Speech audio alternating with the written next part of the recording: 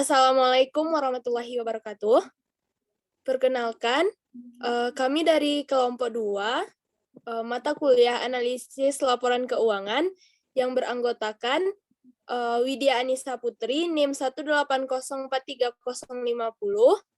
saya sendiri Putri Monalisa 180430051, Salsabila Putri Arista 180430052, Aisyah 180430053, Anissa Maesko dengan NIM 180430054, dan Anissa Zahra dengan NIM 180430054. Baiklah, berikut adalah tugas dari kelompok 2. Yang pertama, saya sendiri yang akan menjelaskan konsep of income atau konsep dari laba.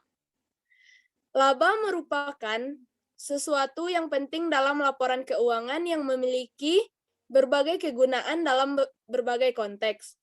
Laba dalam istilah keuangan adalah ringkasan hasil neto dari operasi bisnis selama periode waktu tertentu. Laba merupakan bagian dari informasi perusahaan yang paling banyak diminta oleh pasar keuangan. Secara konseptual, tujuan untuk memberikan pengukuran pada perubahan kekayaan pemegang saham selama satu periode dan estimasi profitabilitas bisnis saat ini, yaitu sampai sejauh mana bisnis tersebut dapat menutupi biaya operasi dan memperoleh imbal hasil untuk para pemegang sahamnya. Laba akuntansi yang dilaporkan berbeda dengan laba ekonomi, dikarenakan akuntansi menggunakan kriteria yang berbeda untuk menentukan laba. Tugas utama dalam analisis laporan keuangan adalah mengevaluasi dan membuat penyesuaian yang diperlukan terhadap laba untuk meningkatkan kemampuan dalam mencerminkan kinerja perusahaan dan memperkirakan laba masa depan. Next.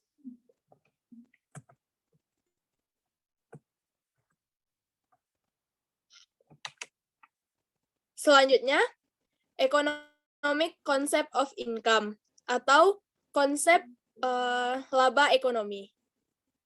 Terdapat 3 konsep, yaitu yang pertama economic income, yang kedua permanent income, dan yang ketiga operating income. Baik, yang pertama, next, laba economic income atau laba ekonomi. Laba ekonomi biasanya ditentukan dengan arus kas selama periode yang bersangkutan ditambah perubahan nilai sekarang dari arus kas masa depan yang diharapkan biasanya ditunjukkan oleh perubahan nilai pasar dari aset neto bisnis. Laba mencakup komponen yang terrealisasi dan yang belum terrealisasi. Laba ekonomi berguna ketika tujuan analisis untuk menentukan imbal hasil yang pasti bagi pemegang saham untuk periode yang bersangkutan. Laba ekonomi merupakan indikator bottom line dari kinerja perusahaan mengukur pengaruh keuangan dari semua kejadian selama periode tertentu secara komprehensif. Laba ekonomi berguna jika tujuan analisis adalah menentukan tingkat pengembalian yang tepat kepada pemegang saham untuk periode tertentu. Dengan kata lain, laba ekonomi merupakan indikator final atas kerja perusahaan. Next. Selanjutnya, permanent income atau laba permanen. Laba permanen mencerminkan fokus jangka panjang. Karenanya, laba permanen sering disebut kemampuan laba yang berkelanjutan atau terus-menerus. Laba permanen juga merupakan rata-rata laba stabil yang diharapkan dapat diperoleh selama masa bisnis. Dengan kondisi bisnis pada saat ini, laba permanen memberikan fokus jangka panjang. Laba permanen secara konseptual mirip dengan kekuatan produktif berkelanjutan yang merupakan konsep penting dalam penilaian ekuitas dan analisis kredit. Laba permanen tidak seperti dengan laba ekonomi yang mengukur perubahan nilai perusahaan. Namun, laba permanen berbanding lurus dengan nilai perusahaan. Nilai perusahaan dapat digambarkan dengan membagi laba permanen dengan biaya modal. Next. Selanjutnya adalah laba operasi. Laba operasi tidak memasukkan semua beban yang timbul dari aktivitas pendanaan perusahaan seperti beban bunga dan laba investasi, yang secara keseluruhan disebut dengan laba non-operasi. Laba operasi merupakan konsep penting dalam penilaian kepentingan yang timbul dari tujuan keuangan perusahaan untuk memisahkan aktivitas operasi perusahaan dari aktivitas pendanaan. Laba operasi mungkin mencakup beberapa komponen yang tidak berulang seperti biaya restrukturisasi, sedangkan komponen berulang seperti beban bunga tidak dimasukkan ke dalam laba operasi. Sekian penjelasan tentang konsep laba ekonomi dan konsep laba dari saya. Selanjutnya akan dijelaskan oleh Widya Anissa Putri. Saya Widya Anissa Putri, NIM 18043050, akan melanjutkan materi tentang konsep laba akuntansi. Laba akuntansi atau laba dilaporkan didasarkan pada konsep akuntansi aktual. Meskipun laba akuntansi mencerminkan laba ekonomi dan laba permanen, tetapi laba ini tidak ditujukan untuk mengukur kedua konsep laba tersebut. Selain itu, laba akuntansi mengalami masalah pengukuran sehingga mengurangi kemampuan laba akuntansi tersebut dalam mencerminkan realitas ekonomi.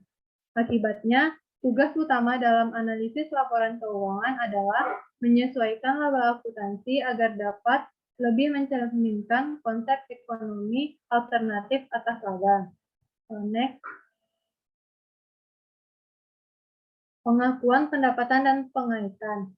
Tujuan utama akuntansi aktual adalah pengukuran laba. Dua proses utama dalam pengukuran laba adalah pengakuan pendapatan dan pengaitan beban.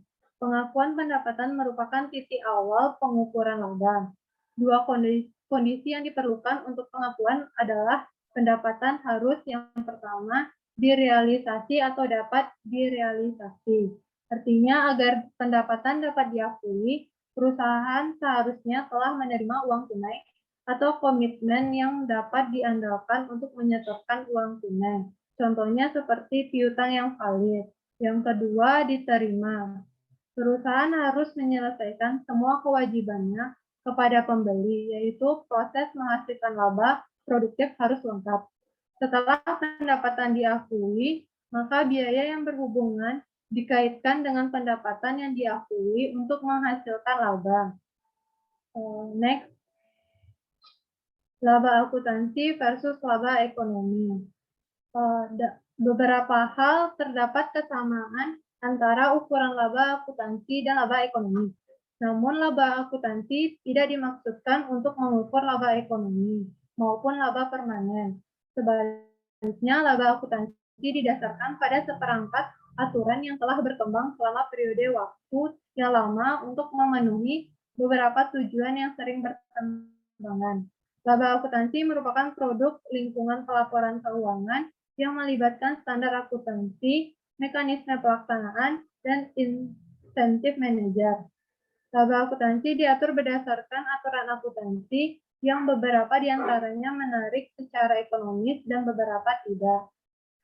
Terdapat alasan laba akuntansi berbeda dengan laba ekonomi. Yang pertama, konsep laba alternatif. Konsep laba ekonomi sangat berbeda dengan konsep laba permanen. Pembuat standar akuntansi menghadapi dilema menyangkut konsep mana yang harus ditekankan. Meskipun masalah tersebut sebagian dapat diselesaikan dengan melaporkan pengukuran laba alternatif, dilema ini terkadang menghasilkan pengukuran akuntansi yang tidak konsisten. Yang kedua, biaya historis. Pengukuran laba berdasarkan biaya historis menunjukkan perbedaan antara laba akuntansi dan laba ekonomi. Penggunaan biaya historis mempengaruhi laba dalam dua cara. Yang pertama, biaya penjualan kini tidak tercermin pada laporan laba rugi. Dan yang kedua, keuntungan dan kerugian yang belum direalisasi tidak diakui. Alasan yang ketiga, basis transaksi. Laba akuntansi biasanya mencerminkan dampak transaksi. Dampak ekonomi yang tidak disertai transaksi yang wajar sering tidak dipertimbangkan. Misalnya, kontrak pembelian tidak diakui dalam laporan keuangan sampai transaksi terjadi. Alasan yang keempat, konservatisme. Konservatisme mengakibatkan pengakuan kejadian penurunan laba dengan segera, meskipun tidak ada transaksi yang menunjang. Dampak dari kejadian peningkatan laba ditunda sampai direalisasikan. Hal ini menimbulkan bias konservatif atau penurunan laba dalam laba akuntansi. Alasan yang terakhir yaitu manajemen laba. Manajemen laba menyebabkan distorsi pada laba akuntansi yang tidak ada hubungannya dengan realitas ekonomi. Namun, salah satu bentuk manajemen laba dalam berbagai kondisi mungkin dapat meningkatkan kemampuan laba akuntansi untuk mencerminkan laba permanen. Next. Komponen permanen, sementara, dan nilai yang tidak relevan. Dalam laba akuntansi terdapat 3 komponen. Yang pertama, komponen permanen. Komponen permanen atau berulang, laba akuntansi diharapkan terus berlanjut dalam jangka waktu yang tidak terbatas. Komponen permanen tersebut memiliki karakteristik yang identik dengan konsep ekonomi laba permanen. Konsep yang kedua yaitu komponen sementara. Komponen sementara atau tidak berulang dari laba akuntansi tidak diharapkan untuk terjadi lagi kejadian satu kali. Komponen sementara tersebut mempunyai pengaruh dolar per dolar terhadap nilai perusahaan. Komponen yang ketiga yaitu komponen nilai yang tidak relevan. Komponen nilai yang tidak relevan tidak memiliki kandungan ekonomis komponen tersebut, merupakan distorsi akuntansi. Komponen tersebut timbul karena ketidaksempurnaan akuntansi. Komponen nilai yang tidak relevan tidak memiliki dampak pada nilai perusahaan. Sekian penjelasan saya. Materi selanjutnya akan disampaikan oleh Salsabila. Baiklah, saya Salsabila Putri Arista, NIM 18043052. Di sini saya akan menjelaskan mengenai implikasi analisis.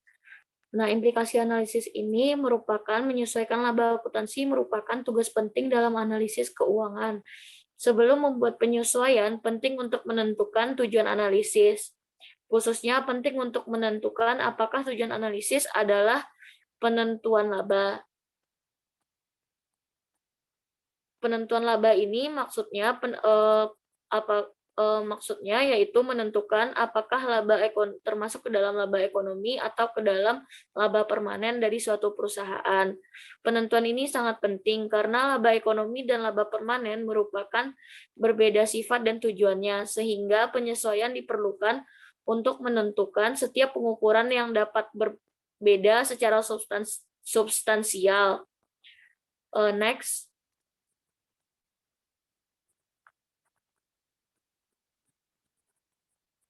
Selanjutnya yaitu penyesuaian laba permanen.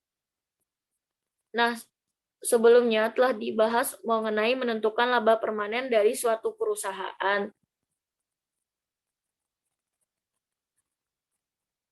Kekuatan produktif berkelanjutan merupakan tugas utama dalam analisis. Untuk tujuan tersebut, analisis perlu untuk menentukan terlebih dahulu komponen permanen atau berulang dari laba akuntansi periode berjalan dengan mengidentifikasi dan tidak memasukkan komponen sementara atau tidak berulang dari laba akuntansi dengan tepat. Misalnya, next. Misalnya, seorang analis mungkin tidak memasukkan keuntungan dari penjualan segmen bisnis utama perusahaan ketika menentukan komponen laba permanen dari laba. Nah, laba yang disesuaikan semacam itu sering disebut dengan laba inti atau core earning oleh para analisis yang melaksanakannya. Nah, untuk menentukan laba inti periode berjalan sangat berguna untuk menginterpretasikan rasio PE perusahaan. Laba inti juga berguna untuk teknik penilaian dengan menggunakan kelipatan laba. Yang ketiga, laba inti juga berguna untuk memperkirakan laba atau arus kas dengan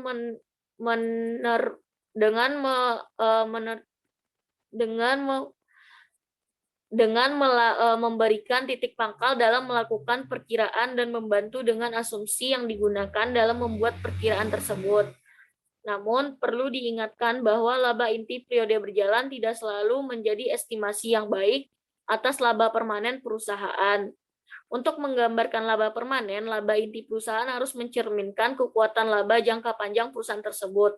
Laba inti periode berjalan mungkin tidak mencerminkan prospek laba jangka panjang perusahaan dikarenakan dua alasan. Next. Nah, selanjutnya penyesuaian laba ekonomi.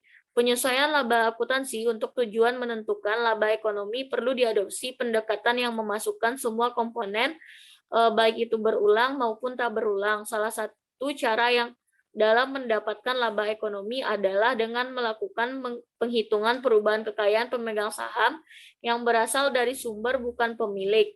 Laba ekonomi memberikan pengukuran komprehensif dalam perubahan kekayaan pemegang saham, sehingga berguna sebagai indikator final dari kinerja ekonomi selama periode tertentu. Next.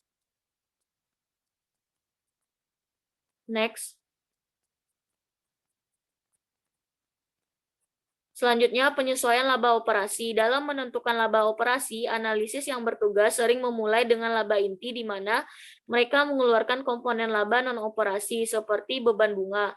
Apakah laba operasi harus memasukkan atau mengeluarkan pos-pos tak berulang, non-recurring item, merupakan hal yang diperdebatkan dan hal tersebut akan bergantung pada tujuan analisis. Kita hanya melihat pada laba operasi yang merujuk pada dari mana laba tersebut diperoleh, yaitu dari kegiatan operasi usaha, dan bukannya fungsi treasury, tanpa menghiraukan apakah laba tersebut berulang atau tak berulang. Jadi kita harus melihat. Baiklah, saya akan melanjutkan presentasi mengenai fair value accounting, yaitu akuntansi nilai wajar. Konsep nilai wajar sendiri menurut Syabri Sikalina. Bisa kan? Ulang. Baiklah, saya akan melanjutkan presentasi mengenai fair value accounting, yaitu akuntansi nilai wajar. Konsep akuntansi nilai wajar sendiri menurut PSAK lama yang mana nilai di mana suatu aset dapat dipertukarkan atau suatu kewajiban diselesaikan antara pihak yang memahami dan berkeinginan untuk melakukan transaksi wajar. Sedangkan menurut PSAK 68, nilai wajar sebagai harga yang akan diterima untuk menjual suatu aset atau harga yang akan dibayar untuk mengalihkan suatu liabilitas dalam transaksi teratur antara pelaku pasar pada tanggal pengukuran. Selanjutnya,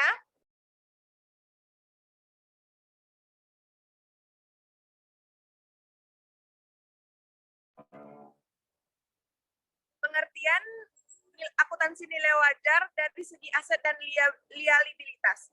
Pengukuran nilai wajar adalah untuk aset atau liabilitas ketika mengukur nilai wajar. Entitas memperhitungkan karakteristik aset atau liabilitas jika pelaku pasar akan memperhitungkan karakteristik tersebut ketika menentukan harga aset dan liabilitas pada tanggal pengukuran. Aset atau liabilitas yang diukur pada nilai wajar yang berdasarkan PSAK 68 dapat terdiri dari salah satu berikut ini. Yang pertama yaitu aset atau liabilitas yang terdiri sendiri.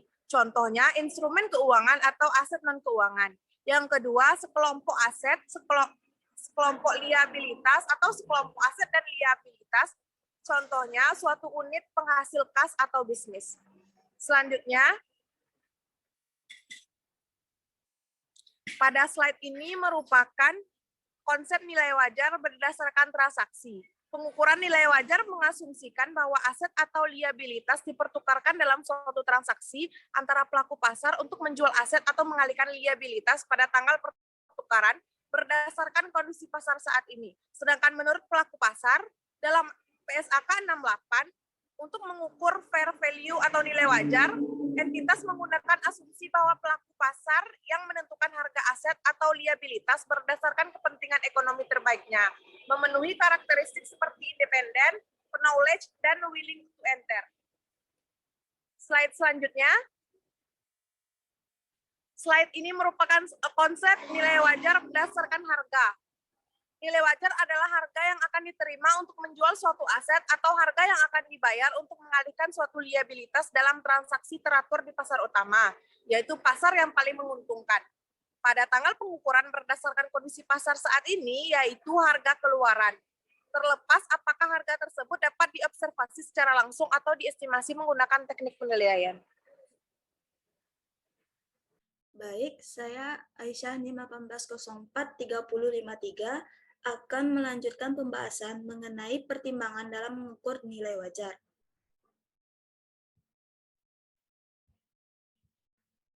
Di sini kita dapat lihat definisi dari nilai wajar.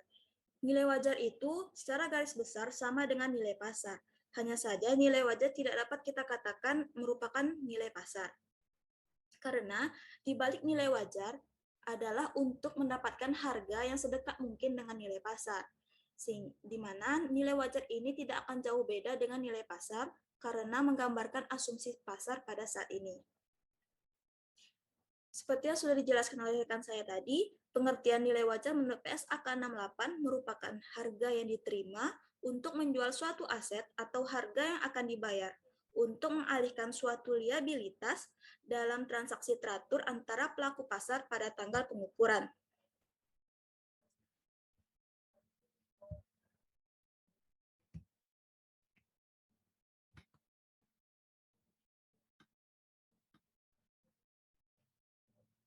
Dari definisi di atas, ada 5 aspek yang harus kita lihat. Yang pertama, tanggal pengukuran. Tanggal pengukuran fair value atau nilai wajar itu mengikuti tanggal neraca, bukan pada saat aset itu dibeli atau kewajiban awal itu ditanggung. Yang kedua, transaksi hipotesis. Transaksi ini bersifat hipotesis, di mana tidak ada penjualan aset yang sebenarnya terjadi.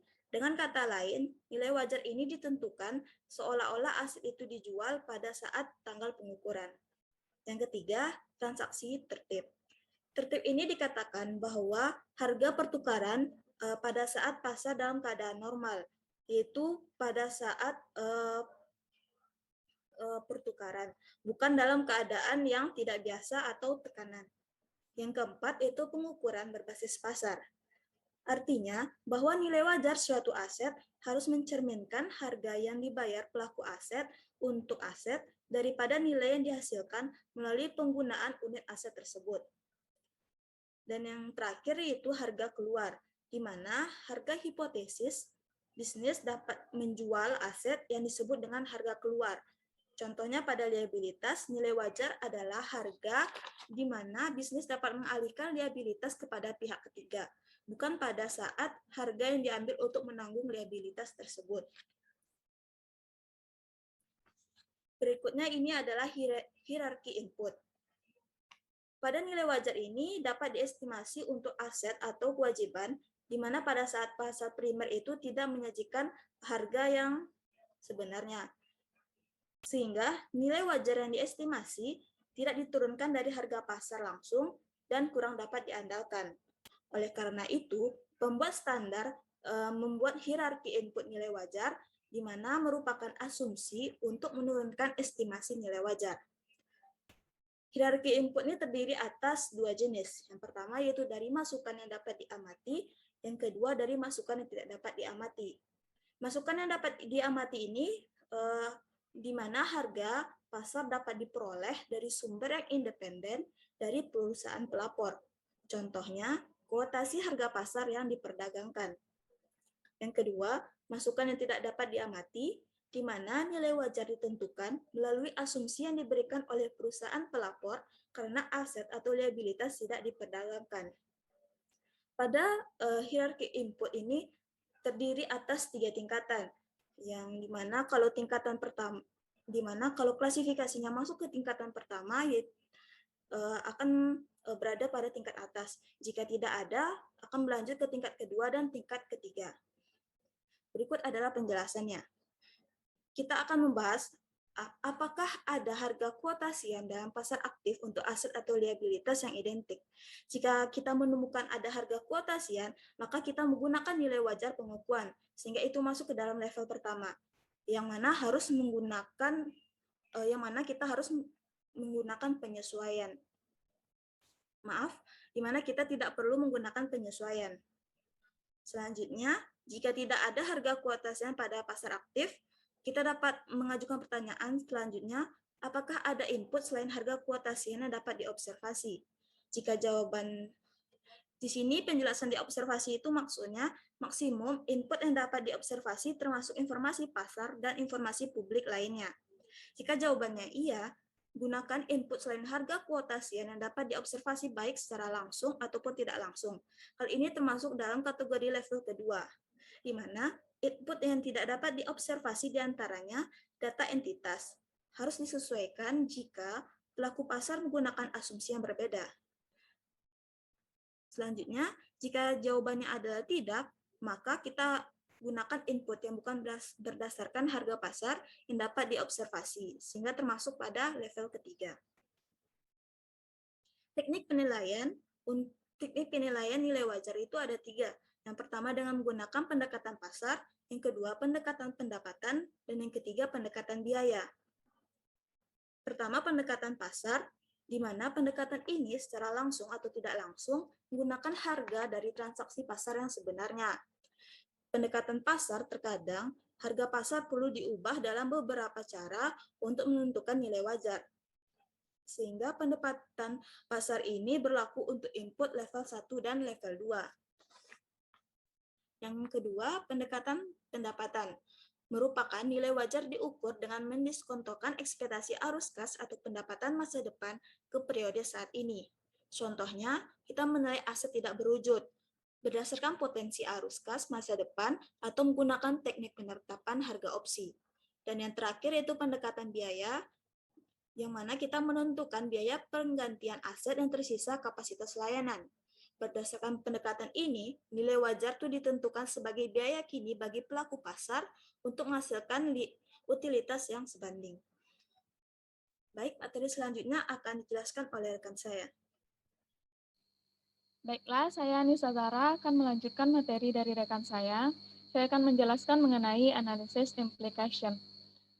Penerapan akuntansi nilai wajar memiliki implikasi yang signifikan untuk analisis laporan keuangan.